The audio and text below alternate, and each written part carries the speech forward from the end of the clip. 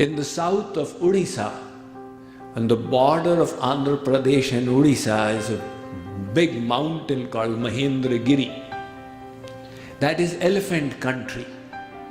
And there are elephant trainers out there.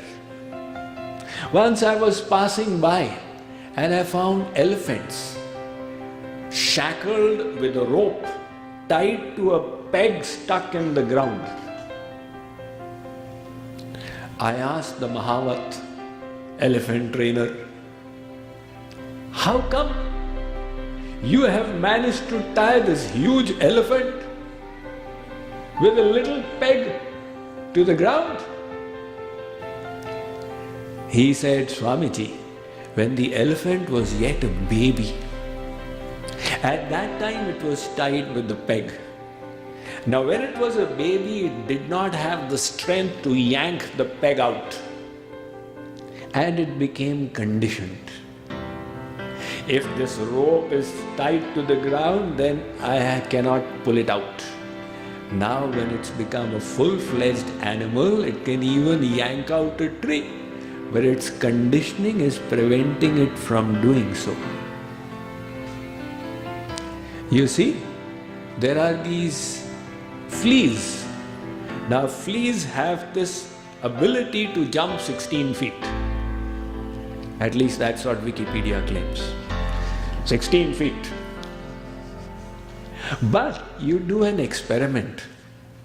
You put fleas into a tin box where they only have 1 foot space to jump.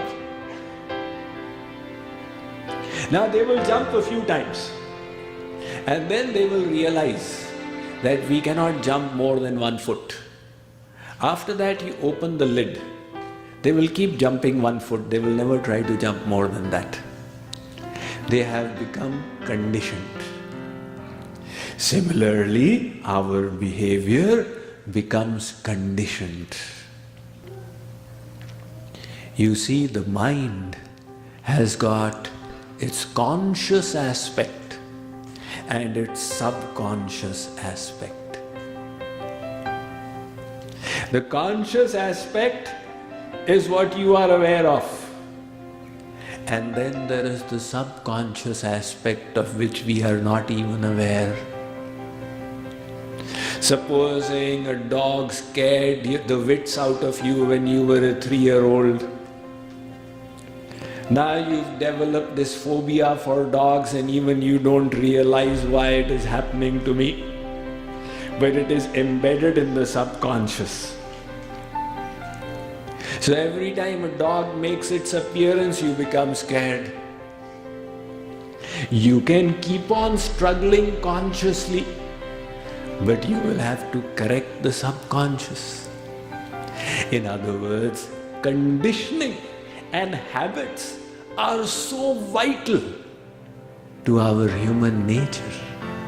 Practically 90% of our behavior and thought is determined by it. The way we think is not consciously decided at every moment. Such conscious choices are few and far between. Invariably, we involuntarily respond to situations without analyzing as a result of our habits. In other words, our habits have conditioned us, and our conditioning creates the way we think, the way we respond. If your conditioning is to be pessimistic, and you hear from Swamiji it's better to be optimistic and positive, you say, all right, now let me be optimistic and positive. It will be a struggle. If you wish to be optimistic and positive, you will have to change the habit and conditioning so that optimism becomes a spontaneous response that comes from inside. So, habits will require practice. practice is important. The knowledge we have heard, we will need to practice it.